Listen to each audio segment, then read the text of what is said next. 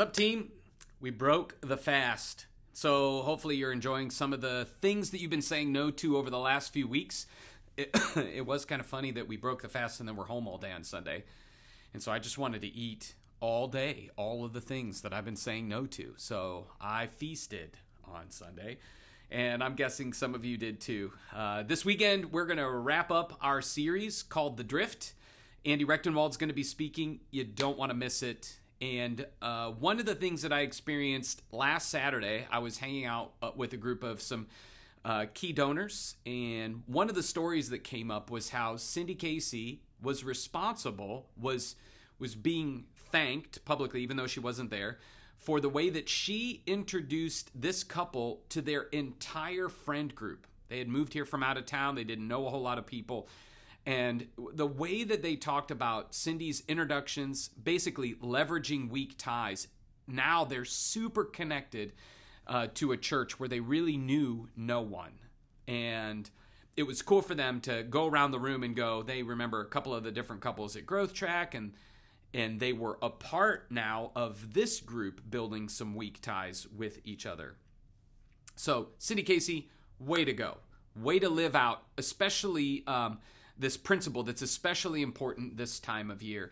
And my encouragement to you would be to find ways to connect with people after a service. You could do that on Saturday nights if you have Saturday night service. You could do it on a Sunday after the service or like a Thursday night. Acts 419 is where we went to. We did pizza.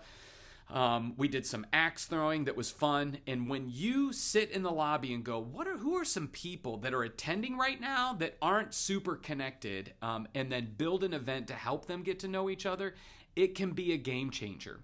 Last winter, I did Alpha, and some of the people who took Alpha together are still connected. They see each other in the lobby.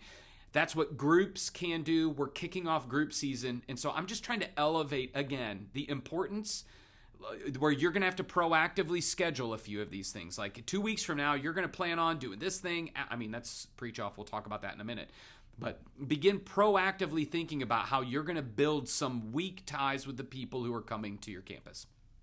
So if you're, and for those of you that are on the central team, talk to the campus pastor where you're at and go, hey, if you have any of these events and there's room for me, I would love to play a part in that too. That's a way that you can stay connected to the names and faces of the mission that we are a part of today.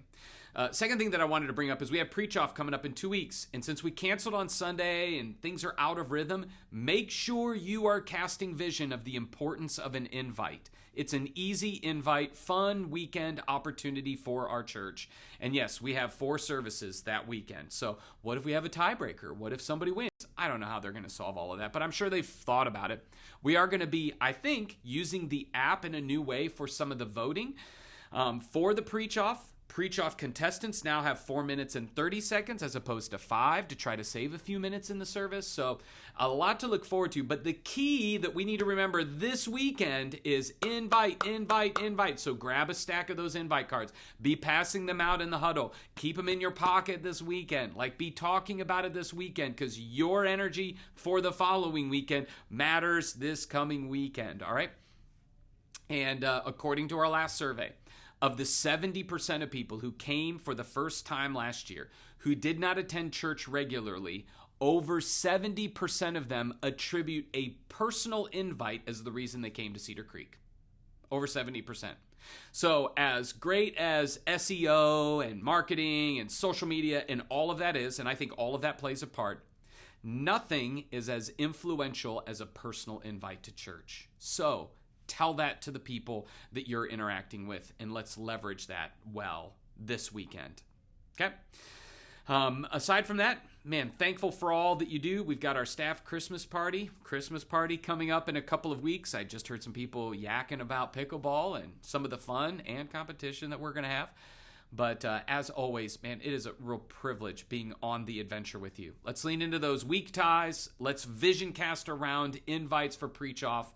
And then after Preach Off, we've got a pretty, I would say, a more challenging subject where we are going to root people in the Imago Dei, in God's original intent. And we're going to begin to unpack a little bit, probably not to the depth that some people would prefer, but a little bit as to why we go through some of the hard things that we go through. Why is there evil and suffering if God is all loving? And so those are some of the big things that we're going to be talking about at the weekend in order to help shape and root people's faith in Jesus while at the same time being purposeful in our everyday life. And so thanks.